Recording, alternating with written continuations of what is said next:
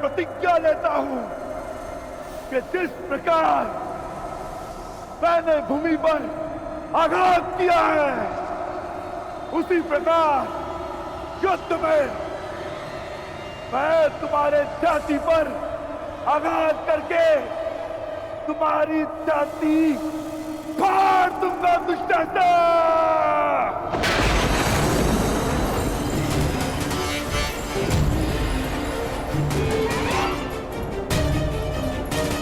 तुम्हारे छाती के लहू से याज्ञसेनी के केश धोऊंगा।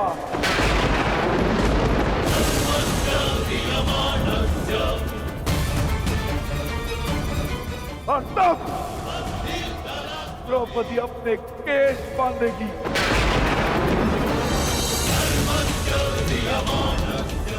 तुम्हारे छाती का लहू पीकर मैं अपनी प्रतिज्ञा पूरी करूंगा।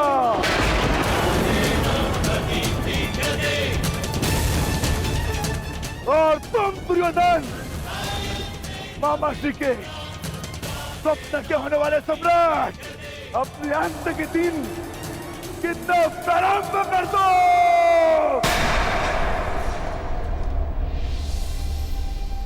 दुर्योधन, मुझे तो भय लग रहा है भीम का।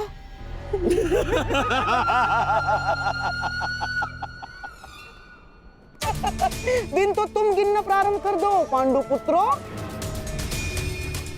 और हाँ, ठीक से दिन, प्रहर और क्षणों की गणना करना।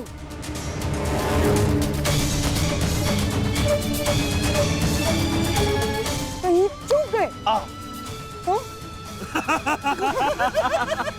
फिर से वनवास। जाओ जाओ जाओ जाओ। अवश्य गिनेंगे मामा श्री। मैं पांडुपुत्र सहदेव ये प्रतिज्ञा लेता हूं कि ये वनवास समाप्त होने के पश्चात मैं आपका वध करूंगा।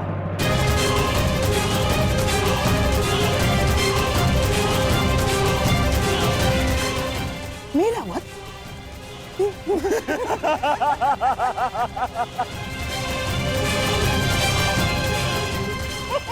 जाओ।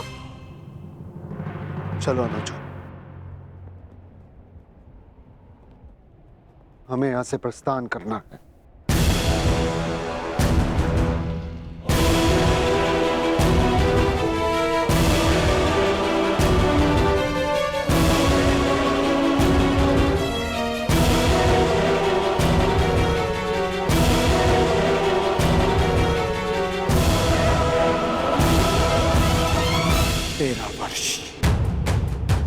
स्मरण रखना, और तुम भी स्मरण रखना कि 13 वर्षों के पश्चात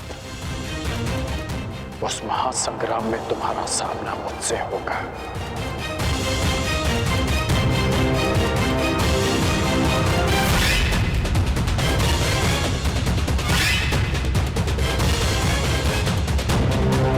आओ मेरे सम्राट, पांडवों के इंद्रप्रस्थ को अब दुर्योधन की विजय का प्रतीक बनाते हैं। आओ।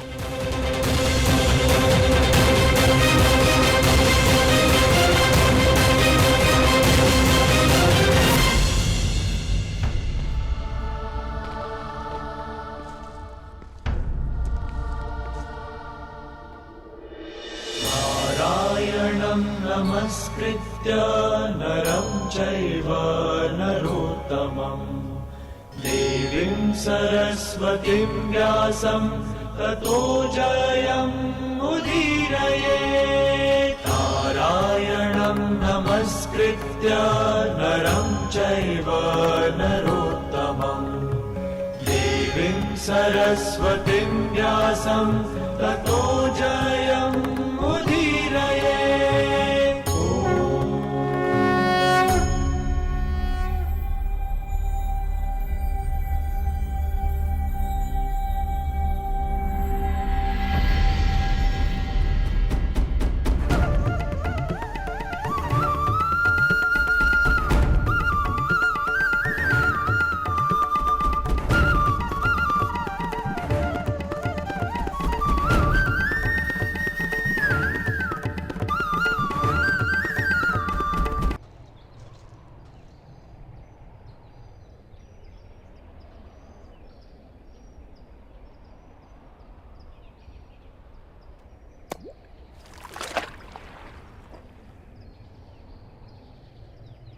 ऊपर से कितना शांत प्रतीत होता है ना कर्ण, परंतु भीतर से न जाने कितनी बड़ी अशांति, कितना बड़ा ज्वार छिपा कर बैठा है।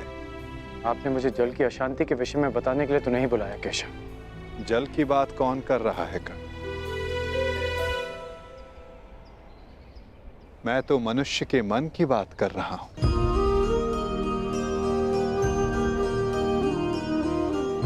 मैंने तुम्हें यह कहने के लिए बुलाया है कर्ण कि अब भी अवसर शेष है। अपने मन की शांति पा सकते हो तो बोलो कर्ण, इतना बड़ा अनर्थ देखने के पश्चात भी क्या तुम अब भी दुर्योधन का पक्ष चुनोगे? किसका पक्ष चुनो केशव? किसने उचित किया, किसने अनुचित? किसने धर्म किया, किसने अधर्म? कौन था उस सभा में जो उस पाप के लिए उत्तरदायी नहीं था? हाँ, इस अनर्थ के लिए दुर्योधन अवश्य उत्तरदायी था, परंतु पांडव भी कम दोषी नहीं थे। सब दोषी थे।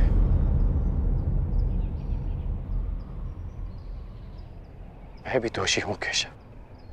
तुम अब भी प्रायश्चित कर सकते हो कर्ण। कर सकता हूं केशव, परंतु अब प्रायश्चित का नहीं, दंड पाने का समय है। अपने कर्मों का फल पाने का समय है। अनिच्छा से ही सही, परंतु द्रौपदी का अपमान होते हुए मैंने भी देखा। विवश होकर मैंने पांचाली को वेश्या कहा। एक स्त्री के लिए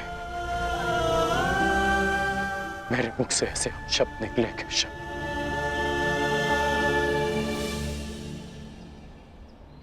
अब उसका विषपान भी तो मुझे ही करना होगा, है ना केशव? परंतु एक प्रश्न शेष है केशव। मैंने तो पाषाण होना चुना, परंतु जिसे आपने पंख बनाया उन्होंने भी आपको लज्जित किया। फिर आप उनके साथ क्यों हैं?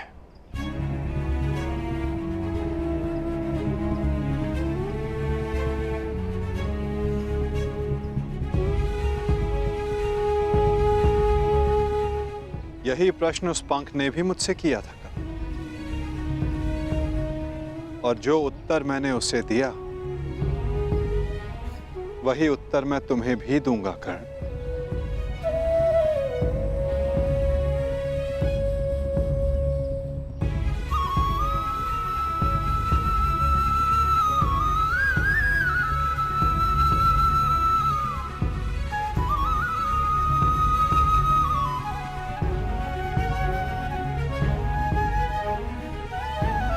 मैं किसी के साथ नहीं हूं कर्ण, मैं केवल विरोध में हूं। हर पाप के, हर अत्याचार के। मुझे मेरे प्रश्न का उत्तर मिल गया केशव।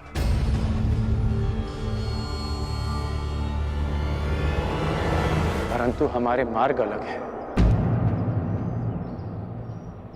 अब हम सीधा युद्ध में मिलेंगे केशव, जहां मैं दुर्योधन का साथ दूंगा, अपना कर्तव्य निभाने के लिए नहीं, परंतु द्रौपदी के साथ जो पाप हुआ उसका परिणाम भोगने के लिए। मैं जानता हूं केशव कि 13 वर्षों के पश्चात एक महासंग्राम होगा, एक महाभारत होगा। आप मेरे विरुद्ध खड़े होंगे। आप अपना धर्म निभाइए और मैं अपना धर्म निभाकर अपना पश्चाताप पूर्ण करूंगा।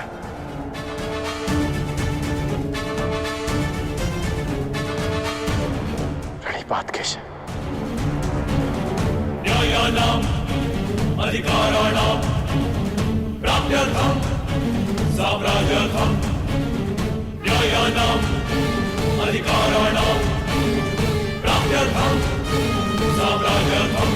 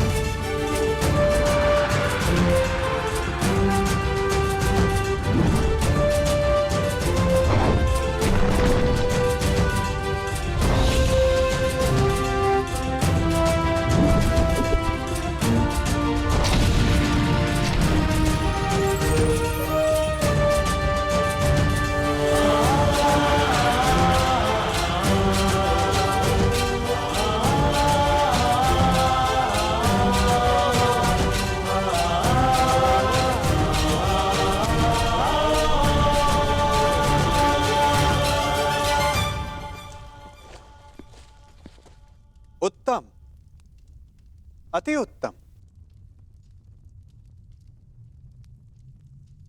प्रतीत होता है कि वनवास का प्रवास आप पांचों भाइयों को बहुत भा गया है। प्रणिपात। मैं यहां आप पांचों को कुछ स्मरण करवाने आया हूं। भले ही आप सबको इंद्रप्रस्थ वापस नहीं चाहिए, परंतु उन खुले केशों का क्या जो न्याय मांग रहे हैं।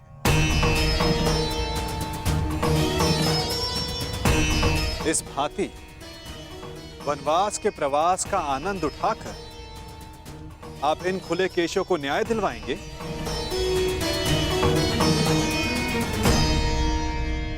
हम ना वो खुले केश भूले हैं और ना ही अपना प्रतीकार।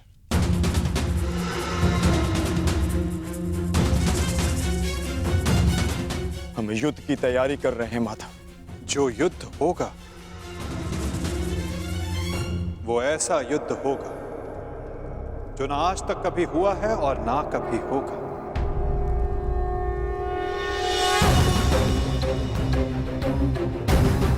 तुम्हें पता ही नहीं पार्थ कि युद्ध में तुम्हारे समक्ष कौन कौन होंगे।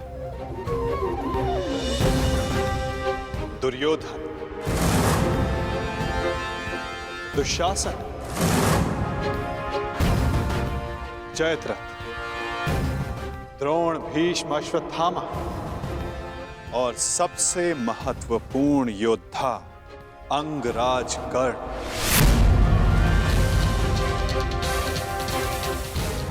ये एक भीषण युद्ध होगा और इस युद्ध की तैयारी भी भीषण करनी होगी पार्थ।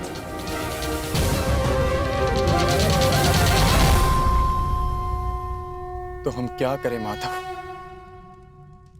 हमारा मार्गदर्शन कीजिए। जब लक्ष्य कठिन हो तो मार्ग भी सरल नहीं होता पार्थ। एक कठिन मार्ग से जाना होगा, एक कठिन यात्रा करनी होगी पार्थ।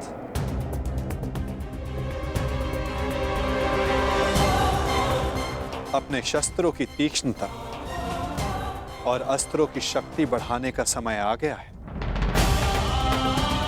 वैसे आचार्य द्रोण ने तुम्हें कई दिव्य अस्त्रों की दीक्षा दी है, परंतु तुम्हें अब भी एक महत्वपूर्ण अस्त्र पाना शेष है पार्थ।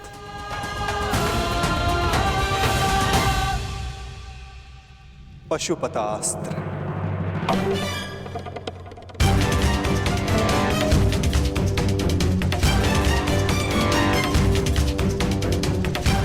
भगवान शिव का महाप्रलयंकारी अस्त्र। हाँ पार्थ, भगवान शिव को प्रसन्न करो, कैलाश जाकर उनसे इस महान अस्त्र की दीक्षा लो, चूंकि युद्ध में सर्वाधिक आवश्यकता तुम्हें इसी अस्त्र की पड़ेगी। ठीक है माता, जैसा आप चाहते हैं वैसा ही होगा। मैं आज अभी कैलाश के लिए प्रस्थान करता हूं। तुम्हारी सफलता की कामना सहित मैं तुम्हें विदा करता हूं पार्थ, परंतु फिर से स्मरण करवाता हूं, मार्ग बहुत कठिन होगा और बाधाएं बहुत भयंकर।